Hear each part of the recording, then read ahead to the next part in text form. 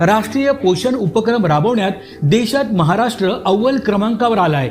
या कार्यक्रमांतर्गत महिला व बालकांच्या आहाराच्या संदर्भात गैरसमज दूर करण्याचा प्रयत्न केला गेला। विशेष करून ॲनेमिया आजाराच्या संदर्भात अंगणवाड्यांच्या माध्यमातून महिलांमध्ये जागृती करण्यात येत आहे।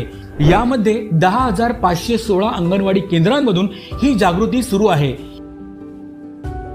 यामध्ये 6 महिने ते 6 वर्ष वयोगटातील बालके तसेच स्तनदा माता तसेच किशोरवयीन मुली यांना देखील लाभ देण्यात येत आहे।